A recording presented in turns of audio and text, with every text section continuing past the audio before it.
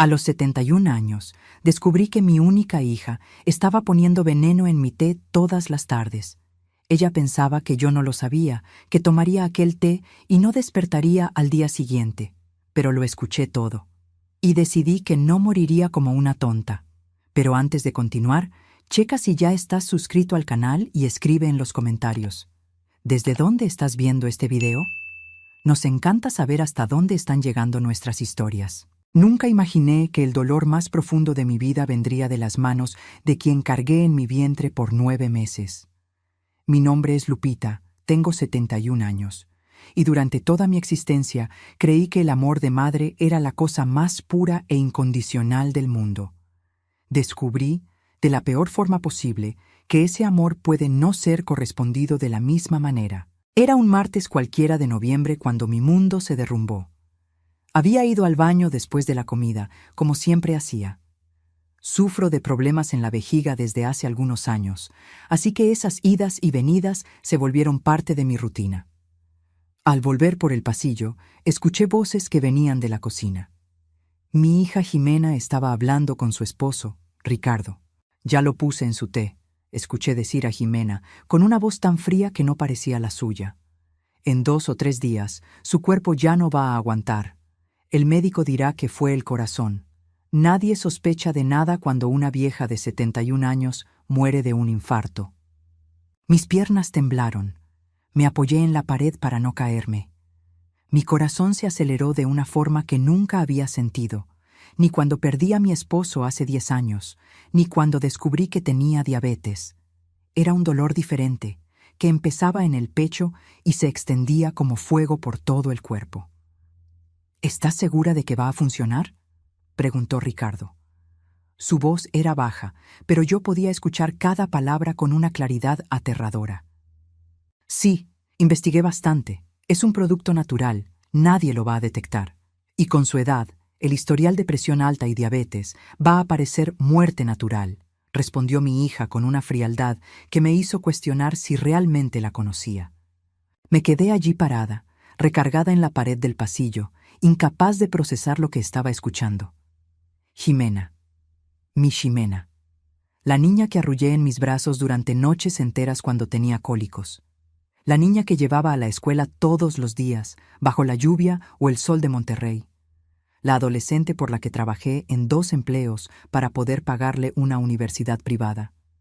Aquella mujer estaba planeando matarme. «¿Y el testamento?», continuó Ricardo. «¿Estás segura de que todo está en orden?». «Ya lo revisé 3 veces. La casa está a su nombre, pero yo soy la única heredera. El departamento que renta también pasa a mí. Y están sus ahorros, que deben ser unos 700,000 pesos. Con eso, podemos liquidar las deudas y todavía sobra para remodelar nuestra casa. 700,000 pesos. Ellos pensaban que solo tenía eso guardado. Mal sabían que, durante todos estos años trabajando como costurera, haciendo ropa a la medida para clientas particulares en San Pedro Garza García, había logrado juntar mucho más. Tenía inversiones que ellos desconocían, una cuenta de ahorros en otro banco, algunas joyas de familia que mi madre me dejó. Pero lo que me dolía no era el dinero, era saber que, para mi hija, mi vida valía exactamente el precio de mi herencia. Volví a mi cuarto en silencio, como un fantasma en mi propia casa. Cerré la puerta despacio y me senté en la orilla de la cama. Mis manos temblaban tanto que apenas podía sostenerlas. Miré el buró al lado de la cama, donde estaba la taza de té que Jimena me había preparado media hora antes. «Mamá, te hice ese té de manzanilla que tanto te gusta», me había dicho con una sonrisa. «Bébelo mientras todavía está calientito, le hace bien a tu presión». La taza seguía ahí, llena. Yo había ido al baño antes de tomarlo, y gracias a Dios no había probado ni un trago. Tomé la taza con cuidado, como si fuera una bomba a punto de explotar, y la llevé al baño. Vacié todo el contenido en el inodoro y le jalé. Lavé bien la taza y la sequé con papel higiénico. Si ellos entraban al cuarto, tenían que pensar que me lo había tomado todo. Me senté nuevamente en la cama y empecé a llorar. No era un llanto fuerte, no podía serlo. Ellos no podían saber que yo había escuchado. Era un llanto silencioso, profundo, que salía de lo más hondo de mi alma. Lloré por la madre que fui y no fue valorada. Lloré por la hija que crié y no me reconocía. Lloré por la familia que pensé tener y que nunca existió de verdad. Pero entre las lágrimas, algo dentro de mí empezó a despertar. No era rabia, todavía.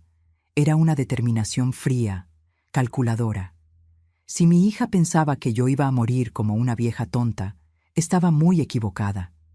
Yo había sobrevivido a 60 años de trabajo duro, había criado a una hija sola después de que mi esposo murió, había superado la pobreza, la discriminación por ser mujer y tener que trabajar fuera de casa en los años 70, había ganado 1000 batallas. No iba a dejar que esta fuera mi última derrota.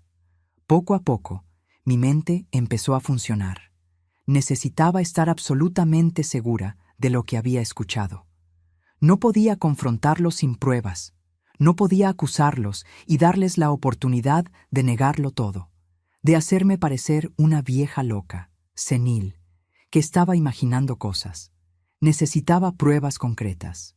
Me levanté de la cama, me sequé las lágrimas y respiré profundo. Me miré al espejo y vi a una mujer de 71 años, con canas, arrugas alrededor de los ojos, manos callosas de tanto trabajar. Pero también vi fuerza en esos ojos. Vi resistencia. Vi a una sobreviviente. Abrí el cajón de mi cómoda y saqué una libretita vieja donde solía anotar recetas. Empecé a escribir. Fecha, hora, lo que había escuchado, palabra por palabra. Cada detalle era importante. Después, guardé la libreta en el fondo del cajón, debajo de mi ropa interior. Ellos nunca buscarían ahí. Cuando salí del cuarto, 15 minutos después, tenía la cara lavada y una expresión serena. Encontré a Jimena en la sala, viendo la tele. «Mamá, ¿te tomaste el té?», me preguntó sin quitar los ojos de la pantalla. «Sí, hija, estaba riquísimo, muchas gracias». «Qué bueno, te lo voy a hacer todos los días, le hace bien a tu salud». «Le hace bien a mi salud». Las palabras resonaron en mi cabeza con un significado completamente diferente. Me senté en el sillón y fingí ver la novela con ella, pero mi mente iba a 1000 por hora. Cada mirada que Jimena me lanzaba, cada palabra que decía, todo tenía un nuevo significado ahora. Estaba viendo a mi hija con ojos completamente nuevos. Ricardo llegó de la calle poco después. Me saludó con un beso en la mejilla, como siempre hacía. «¿Qué tal, doña Lupita? ¿Cómo se siente hoy?» «Bien, hijo, un poco cansada, pero nada del otro mundo. Tiene que descansar más. A su edad, es importante cuidar la salud». A mi edad. Como si 71 años fuera una sentencia de muerte. Como si yo ya debiera estar con un pie en el hoyo, facilitándoles el trabajo. Cenamos juntos esa noche, como hacíamos todas las noches. Ellos vivían conmigo desde que se casaron, hace 5 años. En ese entonces pensé que sería bueno tener compañía, no quedarme sola en esa casa tan grande en la colonia Vista Hermosa. Ahora entendía que había sido un error que podría costarme la vida. Durante la cena, observé cada movimiento de ellos, la forma en que Jimena cortaba mi comida en trozos más chicos, porque es más fácil para que usted mastique, mamá. La forma en que Ricardo siempre se ofrecía a traer mi medicina. «Deje que yo voy, doña Lupita, usted quédese sentada». Todo lo que antes parecía cuidado y cariño, ahora revelaba otras intenciones. ¿Cuántas veces lo habían intentado antes? ¿Cuántas veces pusieron algo en mi comida, en mi bebida, en mi medicina, y yo simplemente no me di cuenta? Empecé a recordar los últimos meses, los mareos que tuve en septiembre, las náuseas inexplicables en octubre, la vez que casi me desmayo en el baño y ellos dijeron que solo era mi presión que andaba sube y baja. ¿Será que ya me estaban envenenando poco a poco?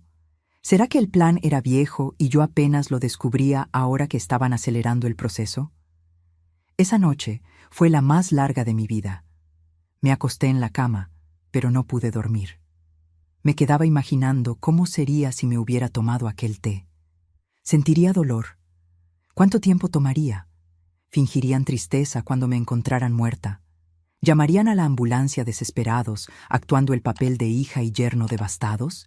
A la mañana siguiente, desperté con una decisión clara en la cabeza. No iba a morir, y no iba a dejar que ellos ganaran este juego. Pero para eso, necesitaba ser más lista que ellos. Necesitaba investigar, reunir pruebas, entender la magnitud de esta traición. El primer paso fue revisar mis cuentas de banco.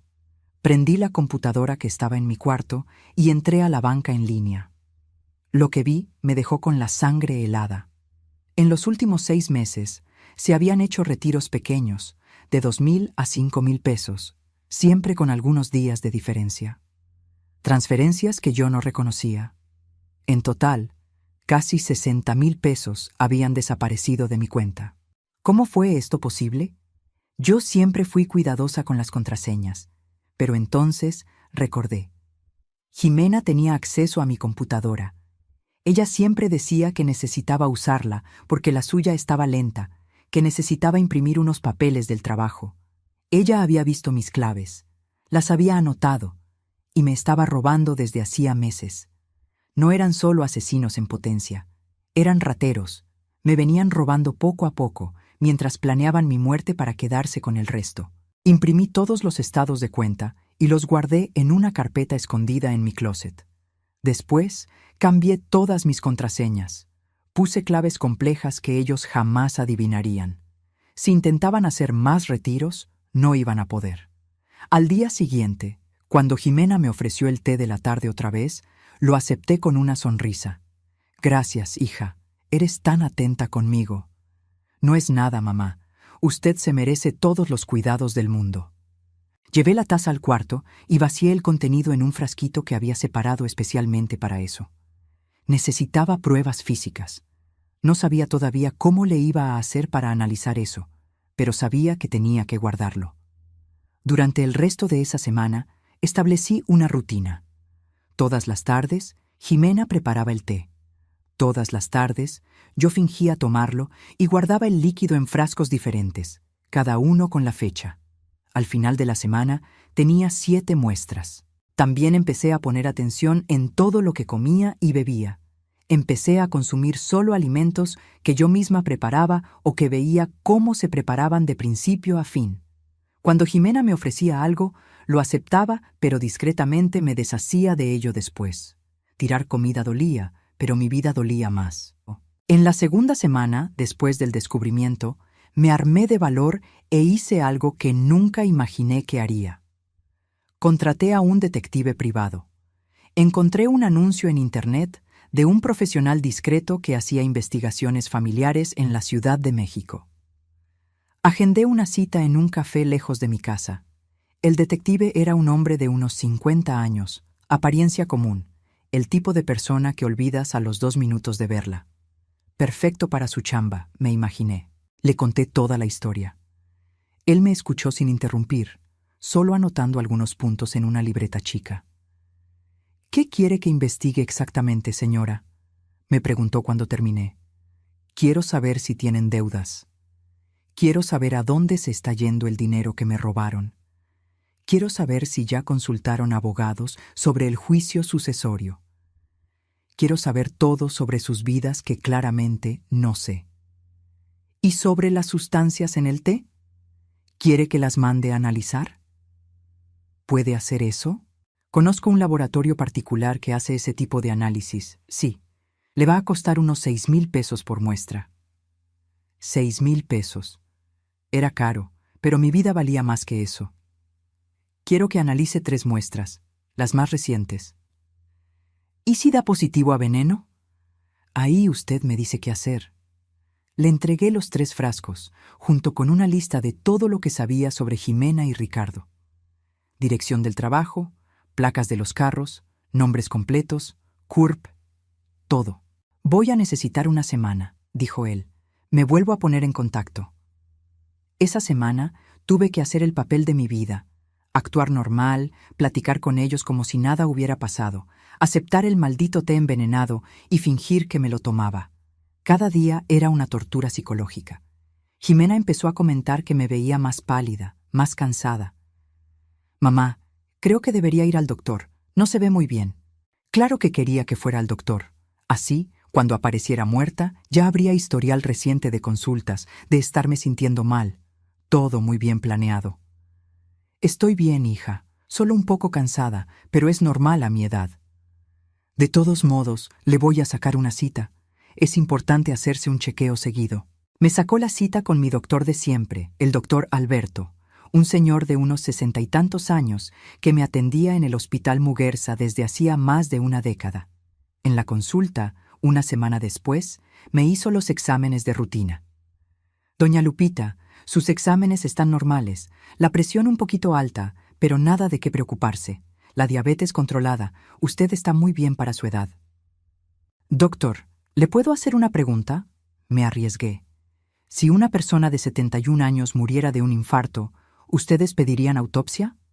Me miró con una expresión extraña. Depende. Si la persona tenía historial cardíaco, diabetes, hipertensión y vivía sola o con familia, probablemente no. A menos que hubiera algo sospechoso.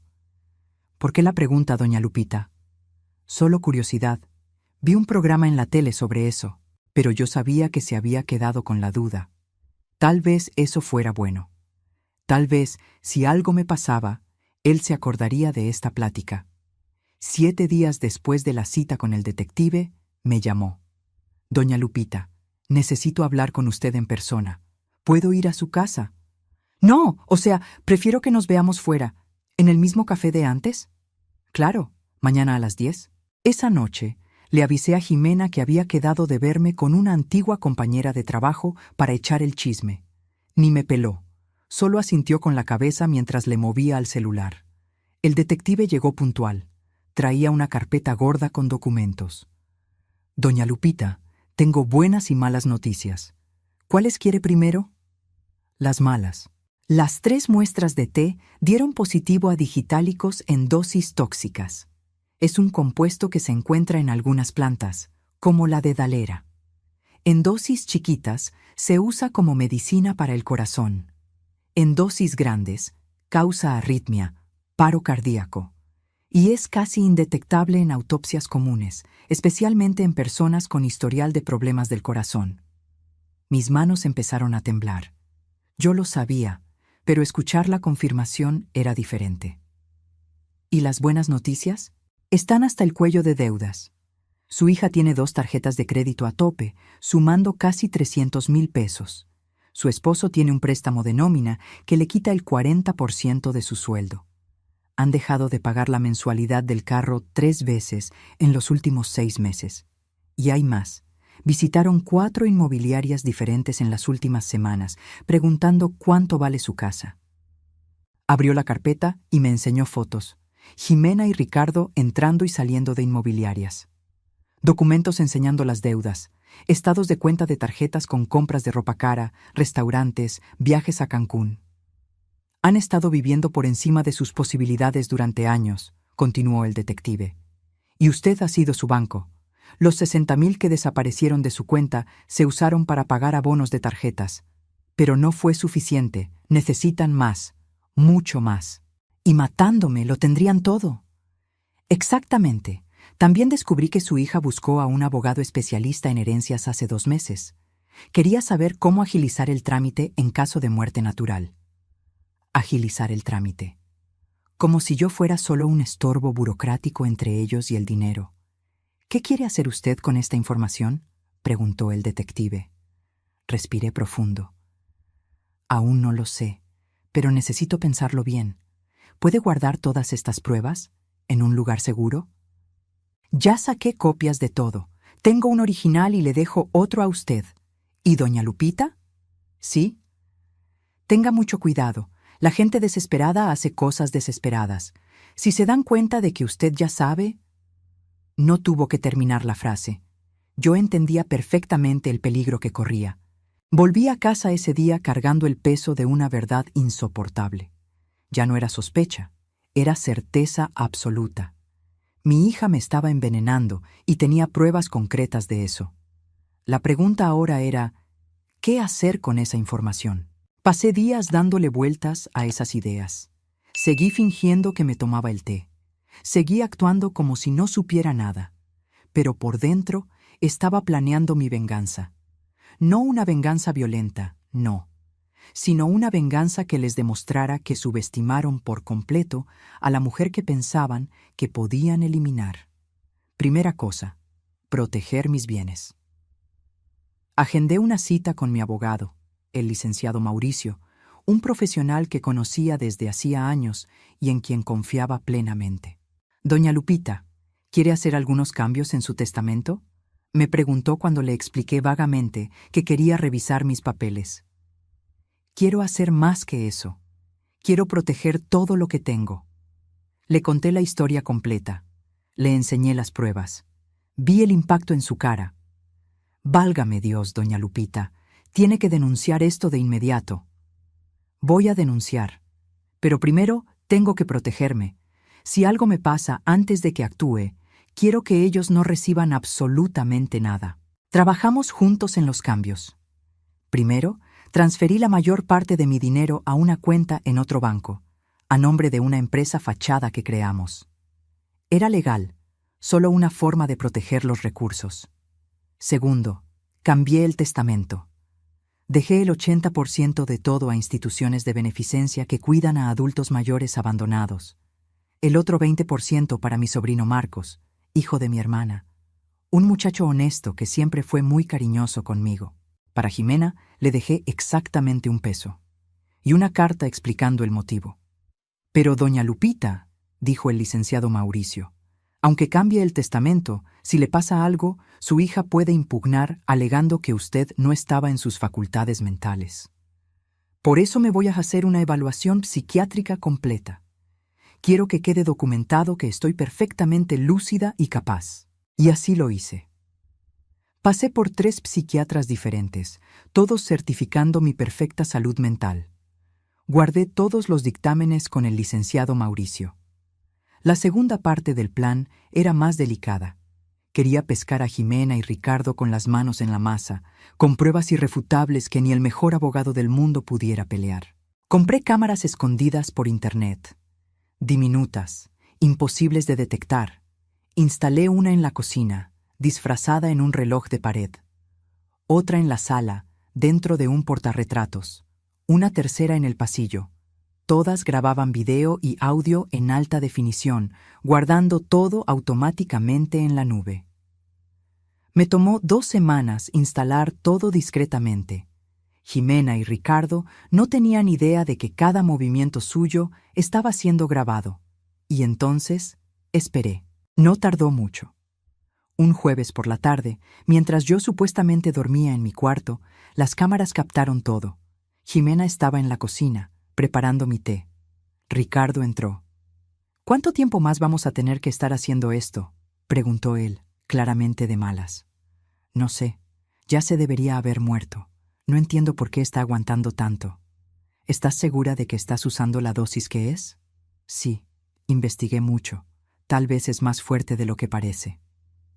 O tal vez no se lo está tomando. Hubo un silencio. Sentí un escalofrío en la espalda, incluso viendo la grabación después.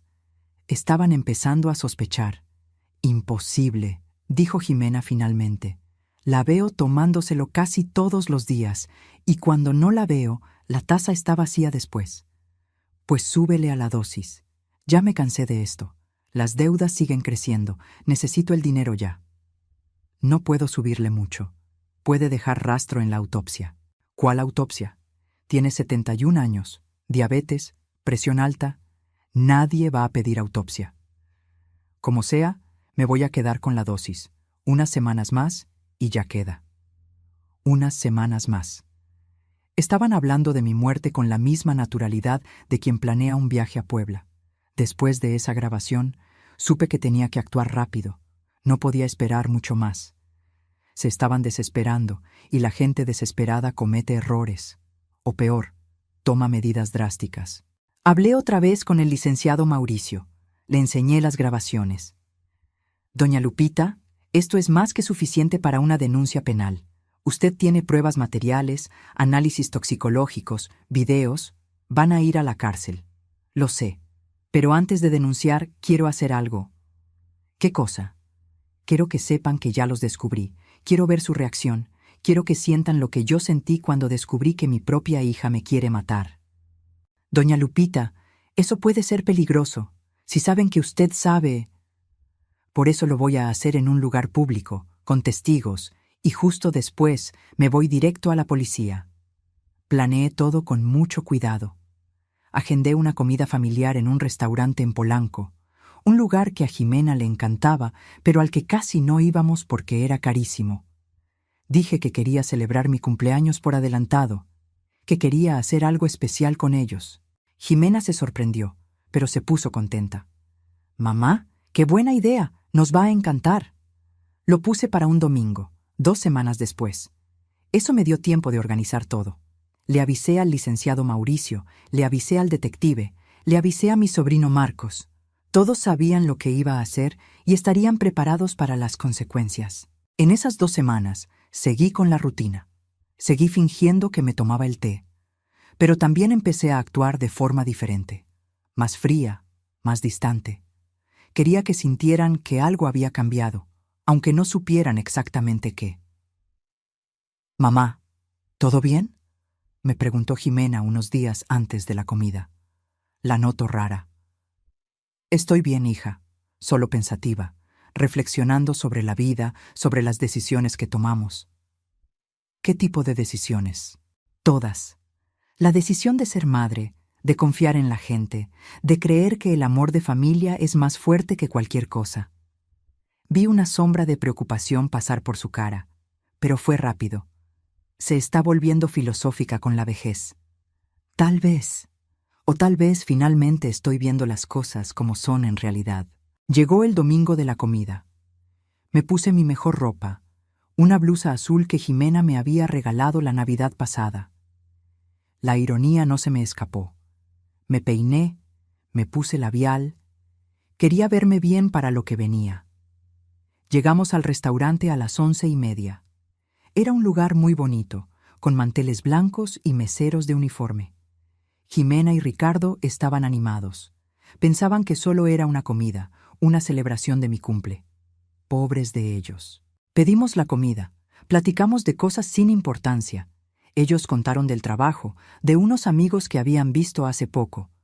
Yo escuchaba todo con una sonrisa educada, esperando el momento justo. Cuando llegó el postre, respiré profundo. Era ahora. «Ximena, Ricardo, hay algo que tengo que platicar con ustedes». «Claro, mamá, ¿qué pasa?». «Primero, quiero que sepan que amo mucho a Jimena. Siempre la amé. Desde el día que nació, le dediqué mi vida entera. Trabajé sin descanso, muchas veces en 2 o 3 empleos, para darle todo lo que necesitaba. Educación, ropa, comida, cariño. Hice todo lo que una madre puede hacer». Jimena sonrió, pero había confusión en sus ojos. «Lo sé, mamá, y te lo agradezco mucho». «¿Me lo agradeces?». Mi voz salió más fría de lo que planeaba. «¿De veras estás agradecida?». «Mamá, ¿qué está pasando?». Saqué de mi bolsa un sobre. Lo puse sobre la mesa. Hace semanas los escuché hablando en la cocina.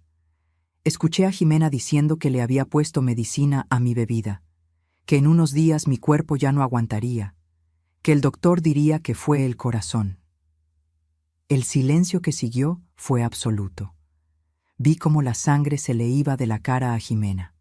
Ricardo se quedó congelado, con el tenedor a la mitad del camino a la boca. «Mamá, no sé de qué estás hablando». «No me mientas». Mi voz salió más fuerte de lo que planeé. Algunas personas en las mesas de al lado voltearon. Bajé el tono. «No insultes mi inteligencia mintiéndome ahora. Lo escuché todo. Y más que eso, tengo pruebas». Abrí el sobre y regué algunos documentos en la mesa. Dictámenes toxicológicos, fotos de ellos en inmobiliarias, estados de cuenta enseñando los robos de mi cuenta. Me han estado envenenando por semanas, poniendo digitálicos en mi té todas las tardes. ¿Creen que no me di cuenta? ¿Creen que soy tan tonta? «Mamá, esto es un malentendido». Jimena estaba blanca como el mantel. «¿Malentendido?». Tengo 3 muestras de té analizadas en laboratorio. todas con dosis tóxicas de veneno. Tengo videos de ustedes hablando de subirle a la dosis. Tengo documentos enseñando que consultaste abogados sobre mi herencia. Planearon mi muerte hasta el último detalle. Ricardo intentó levantarse, pero lo interrumpí. Siéntate, no he terminado. Mi voz ya estaba firme.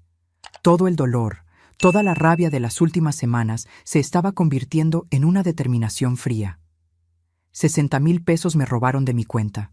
Compraron ropa, cenas caras, viajes, todo con dinero que me quitaron mientras planeaban matarme para quedarse con lo demás.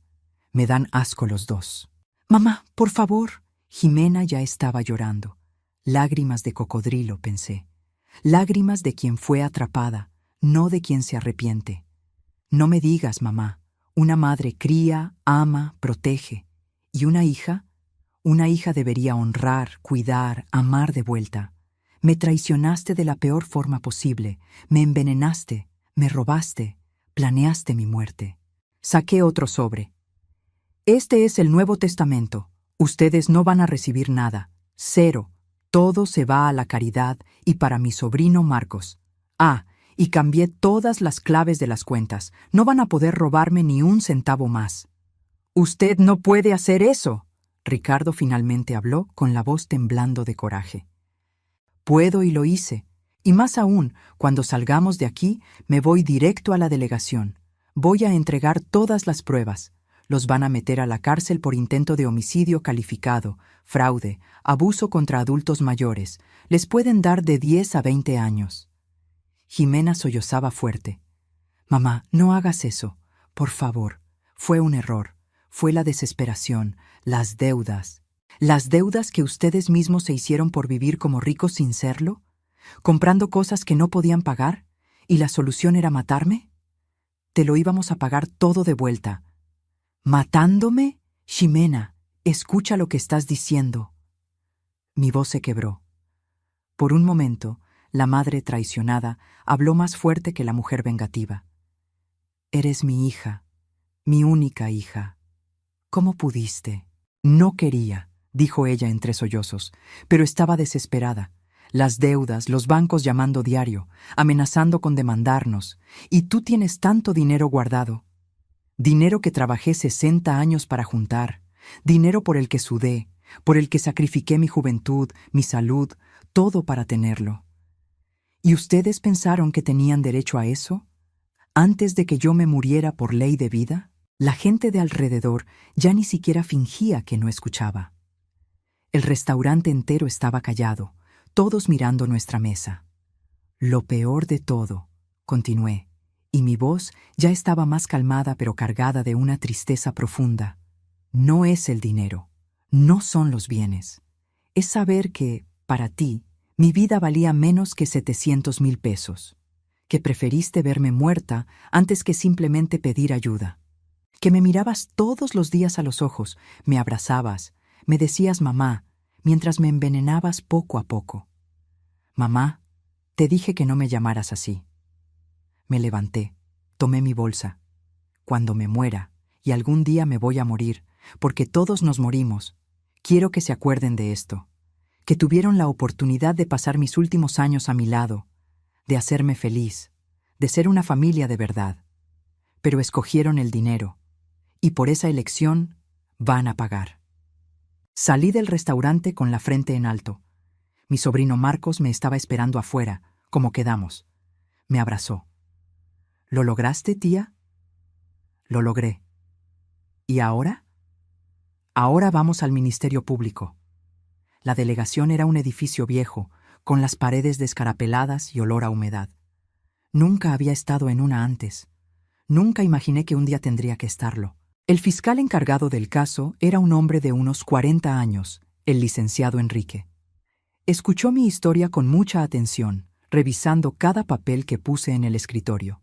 Señora Lupita, tiene un caso muy sólido, dictámenes toxicológicos, videos, estados de cuenta. Es raro ver víctimas tan bien preparadas. Tuve tiempo para prepararme y tuve el miedo suficiente para ser cuidadosa.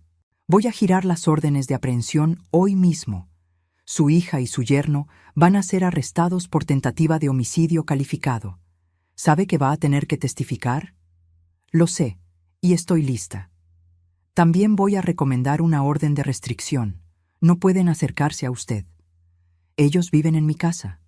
Ya no más.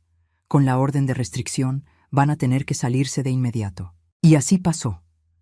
Esa misma noche, la policía fue a mi casa. Ximena y Ricardo fueron arrestados en flagrancia. Ver las esposas en las muñecas de mi hija fue una de las imágenes más dolorosas de mi vida, pero también una de las más necesarias. Se llevaron algunas cosas. El resto se quedó ahí. Después de que se fueron, custodiados por la policía, me quedé sola en esa casa por primera vez en 5 años. El silencio era ensordecedor. Me senté en la sala, mirando a mi alrededor. Cada objeto me recordaba algo. La foto de Ximena de chiquita en la repisa, el sillón que compramos juntas, la lámpara que me regaló un día de las madres. Todo tenía recuerdos. Pero ahora los recuerdos estaban manchados por la traición. Lloré esa noche. Lloré mucho. No por perderlos a ellos de mi vida, sino por perder la ilusión de que tenía una familia. Lloré por la madre que fui y no fue valorada. Lloré por la hija que crié y que se perdió en el camino. Pero entre las lágrimas también había alivio. Estaba viva. Había ganado. No lograron matarme. El proceso penal tomó meses. Hubo audiencias, declaraciones, testigos. El abogado de Ximena trató de decir que ella tenía depresión, que no sabía lo que hacía, que su esposo la influyó. El abogado de Ricardo hizo lo contrario, diciendo que todo fue idea de Ximena. Al final, los dos fueron sentenciados. Ximena recibió 8 años de cárcel. Ricardo recibió 6. También los condenaron a regresarme los 60,000 robados, más daños morales. Un total de 300,000 pesos que yo sabía que nunca iba a ver, pero que al menos quedó por escrito. Mientras el juicio seguía, empecé a reconstruir mi vida. Vendí la casa. Tenía demasiados malos recuerdos ahí. Compré un departamento más chico, más moderno, en una mejor zona. Un nuevo comienzo. También busqué a una terapeuta. Necesitaba procesar todo lo que había pasado, todo el dolor, toda la traición. Las sesiones de terapia fueron fundamentales para recuperarme. Lupita, me dijo mi terapeuta en una sesión, estás de duelo. Estás de duelo por la hija que tenías y que te diste cuenta que nunca existió realmente. Eso es normal. Date permiso de sentir ese dolor. Y lo sentí. Pero también empecé a mirar hacia adelante. Retomé actividades que había dejado. Regresé al coro de la iglesia. Empecé clases de pintura. Adopté a un perrito, un callejero que encontré en un refugio, y le puse Sol. Se volvió mi compañero fiel. También me acerqué más a mi sobrino Marcos. Él tenía 35 años, estaba casado y tenía 2 hijos chiquitos. Empecé a ir a su casa, a participar en la vida de esa familia que me recibió cuando la mía me rechazó. Tía Lupita, me dijo Marcos una vez, eres un ejemplo para todos. Ver tu fuerza, tu capacidad de empezar de nuevo a los 71 años, es inspirador. No tuve otra opción, Marcos. O empezaba de nuevo o me moría, de una forma o de otra. Siempre hay opción. Mucha gente en tu lugar se hubiera rendido, se hubiera dejado amargar. Tú elegiste vivir. Y era cierto. Yo había elegido vivir. No solo sobrevivir, sino realmente vivir. A los 72 años, hice algo que siempre quise pero nunca me atreví. Viajé sola. Agarré un avión para Cancún. Me pasé 2 semanas conociendo playas, comiendo cosas diferentes, platicando con gente nueva. Fue liberador. Descubrí que tenía una vida más allá de ser madre, que mi identidad no estaba solo en haber criado a una hija, sino en ser Lupita, una mujer con sus propios gustos, sus propios sueños, su propia vida. 1 año y medio después del arresto de Ximena, recibí una carta de ella, mandada desde el reclusorio, escrita a mano, 3 hojas con letra temblorosa. Me quedé mirando el sobre mucho tiempo antes de abrirlo. Parte de mí no quería leerla. Parte de mí tenía miedo de lo que pudiera encontrar ahí. Pero la curiosidad ganó. «Mamá», empezaba la carta, y se me apretó el corazón nada más de ver esa palabra. Sé que no tengo derecho a decirte así, sé que no merezco tu atención y mucho menos tu perdón. Pero tengo que escribir esto. Necesito que sepas que me arrepiento todos los días de lo que hice. Seguí leyendo, con los ojos llorosos. Aquí en la cárcel he tenido mucho tiempo para pensar, para entender de verdad la monstruosidad que planeé. No hay excusas, no hay justificaciones. Fui egoísta, ambiciosa, cruel. Intenté quitarle la vida a la persona que me dio la mía.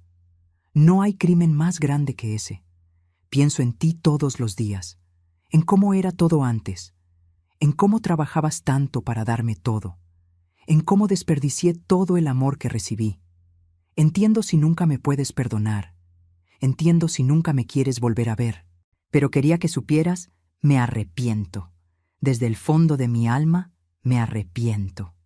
La carta seguía por 2 hojas más, detallando su arrepentimiento, contando cómo la cárcel había cambiado su forma de ver las cosas, cómo ahora veía claramente el error que cometió. Doblé la carta despacio. No lloré. Solo me quedé sentada, pensando. Perdonar. La palabra me daba vueltas en la cabeza. Mi terapeuta me lo había dicho varias veces. Lupita, perdonar no es por la persona que se equivocó, es por ti, para que puedas seguir adelante sin cargar el peso del odio. ¿Pero podía perdonar? ¿Podía perdonar a quien intentó matarme? Me tomó semanas pensarlo. Hablé con mi terapeuta, con el padre de la iglesia, con Marcos. Todos tenían opiniones diferentes. Unos decían que perdonar era básico para mi paz, otros que algunos actos eran imperdonables. Jimena, escribí, recibí tu carta, la leí varias veces. Quiero que sepas que creo en tu arrepentimiento. Creo que en estos meses en la cárcel de verdad entendiste la gravedad de lo que hiciste. Pero entender no borra las cosas. Arrepentirse no deshace lo hecho. Te perdono. Te perdono porque guardar rencor me está consumiendo por dentro y elijo mi paz mental por encima de todo. Pero perdonar no significa olvidar. No significa que podamos volver a tener la relación de antes. Porque esa madre y esa hija murieron el día que pusiste veneno en mi té por primera vez. Deseo que reconstruyas tu vida cuando salgas de ahí. Deseo que encuentres un mejor camino, que seas una mejor persona. Pero ese camino no se va a cruzar con el mío. No aceptaré visitas, no tendré contacto. Esta carta es mi despedida. Cuídate mucho, Jimena, y aprende de tus errores. Lupita. Mandé la carta y sentí como si me hubiera quitado un peso enorme de encima. No era una reconciliación, sino un cierre. Era yo dándole vuelta a la página definitivamente. En los meses siguientes me metí de lleno en mi nueva vida. Empecé un negocito de costura en mi casa. Nada grande, solo haciéndole ropa a la medida o a algunas clientas. Era algo que amaba y que me daba un propósito. También me metí de voluntaria en un asilo. Ahí conocí a personas con historias parecidas a la mía. Ancianos que habían sido abandonados por sus familias, explotados por dinero, algunos hasta abusados físicamente. Me di cuenta de que mi historia no era la única. Había una epidemia silenciosa de abuso contra adultos mayores, y la mayoría sufría en silencio. Doña Lupita, me dijo una señora de 78 años en el asilo, usted tuvo suerte de descubrirlo a tiempo. Muchos de nosotros aquí nos dimos cuenta demasiado tarde. Empecé a usar mi historia para ayudar a otros. Di pláticas en centros comunitarios sobre las señales de abuso financiero contra adultos mayores, sobre la importancia de proteger sus bienes, sobre tener el valor de denunciar aunque el abusador sea un familiar. Familia no es quien comparte tu sangre, decía yo en esas pláticas. Familia es quien te ama, te respeta, te valora, y si alguien no hace eso, no merece el título de familia, sin importar los lazos de sangre. Mi historia se empezó a correr. Los periódicos locales sacaron notas. Di algunas entrevistas, siempre con el objetivo de concientizar a otros abuelitos sobre los peligros y sobre sus derechos. ¿No tiene miedo de represalias, señora?, me preguntó un reportero. ¿Represalias de quién? Mi hija está en la cárcel, e incluso si no estuviera, no voy a vivir con miedo. Ya pasé suficiente miedo cuando pensé que me iba a morir envenenada. Ahora vivo libre. Y era verdad.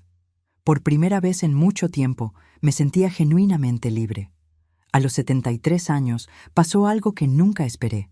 Conocí a alguien. Su nombre era Don Antonio, un viudo de 75 años que iba al mismo coro de la iglesia que yo. Era gentil, educado, de sonrisa fácil y una historia de vida muy interesante. Había sido maestro de historia por 40 años. Empezamos nada más platicando después de los ensayos del coro. Luego me invitó a echar un café. Luego a cenar. Despacio, con cuidado, fuimos construyendo una amistad que se fue convirtiendo en algo más. «Lupita», me dijo una noche mientras caminábamos por el parque de la Alameda, «¿te puedo hacer una pregunta personal? Dime, ¿crees que puedas volver a confiar después de todo lo que pasaste?» Lo pensé antes de responder. «No lo sé, Antonio.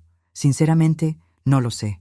La confianza se rompió de una forma tan honda, pero tampoco quiero vivir lo que me queda de vida con miedo a todo el mundo». «Te entiendo. Yo también pasé por una traición, aunque diferente a la tuya. Mi primera esposa me engañó con mi mejor amigo. Me tomó años volver a confiar en alguien». «¿Y lo lograste?» «Lo logré. Me casé de nuevo. Fui feliz 20 años hasta que ella falleció de cáncer. Valió la pena cada momento». Nuestra relación avanzó lento, sin prisas. No vivimos juntos. Cada quien mantuvo su departamento, su independencia. Pero pasábamos tiempo juntos, viajábamos, compartíamos comidas, pláticas, vida. Era el tipo de relación que solo se puede tener en la vejez, sin prisas, sin presiones sociales, sin expectativas más allá de la compañía y el afecto sincero. «¿Sabes qué es lo más bonito de ti?», me dijo Antonio una vez. «Que transformaste una tragedia personal en fuerza. No te dejaste destruir, te reinventaste». «No tuve de otra. Siempre hay opción, Lupita. Tú elegiste vivir. Mucha gente en tu lugar hubiera preferido rendirse». Tenía razón, yo había elegido vivir. Y estaba viviendo al máximo. Mi cumpleaños número 74 fue especial. Marcos organizó una fiesta sorpresa. Juntó a amigos del coro, del grupo de costura, del voluntariado. Antonio estaba ahí, claro. Fue una noche preciosa, llena de risas, de amor, de alegría de la buena. Cuando partí el pastel, miré alrededor y me di cuenta. Esa era mi familia. No por sangre, sino por elección. Gente que me amaba por lo que yo era, no por lo que yo tenía. Un brindis. Marcos levantó su copa.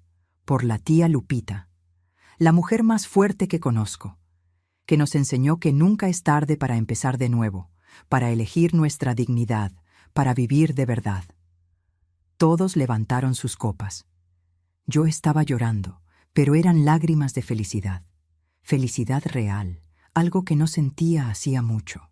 Esa noche, acostada en mi cama con sol enroscado a mis pies, pensé en todo lo que había pasado, la traición, el dolor, el miedo, pero también la superación, el renacimiento, la nueva vida que construí. No me arrepentí de haber denunciado a Jimena. No me arrepentí de haber elegido mi vida por encima del amor de madre, porque me di cuenta de que el amor verdadero nunca me pediría que sacrificara mi vida, mi dignidad, mi seguridad. Jimena salió de la cárcel cuando yo tenía 76 años. Cumplió 5 años y le dieron libertad condicional. Lo supe por Marcos, que estuvo al pendiente del caso. «Quiere hablar contigo, tía». «No». «Dice que cambió, que quiere pedirte perdón». «Marcos, deseo que de verdad haya cambiado. Deseo que rehaga su vida. Pero no quiero ser parte de esa vida. Yo ya seguí adelante. Ella tiene que hacer lo mismo». Él entendió y respetó mi decisión. Supe que Jimena se mudó a otra ciudad, consiguió un trabajo humilde en una fábrica de ropa. Estaba tratando de reconstruir su vida. Qué bueno por ella, de verdad, pero lejos de mí. Algunos dirán que soy dura, que no tengo corazón, que una madre debería perdonar todo, pero yo digo, perdonar no es olvidar. Perdonar no es volver a poner tu vida en riesgo. Perdonar es soltar la rabia. pero también es poner límites sanos. Y mi límite era claro, no quería a Jimena en mi vida. Hoy, a mis 77 años, miro hacia atrás y veo un camino que nunca imaginé que recorrería. De los 71 a los 77 cambié mi vida por completo, no por gusto al principio, sino por necesidad. Y de esa necesidad nació una versión de mí que es más fuerte, más independiente, más feliz. Mi rutina ahora es sencilla, pero me llena. Me levanto temprano, hago café, saco a Sol a pasear. Trabajo unas horas en la costura. Por la tarde, o voy al voluntariado o me veo con Antonio para un café, una caminata, una plática. 2 veces por semana tengo ensayo del coro.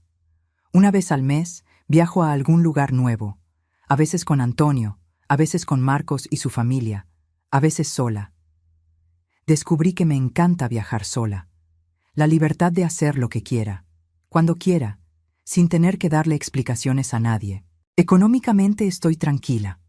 El dinero que salvé, que protegí, está bien invertido. Vivo de los puros intereses sin tener que tocar el capital. Y cuando me muera, dejaré un legado para las causas que importan, para la gente que de verdad le importo. Aprendí lecciones valiosas en estos 6 años.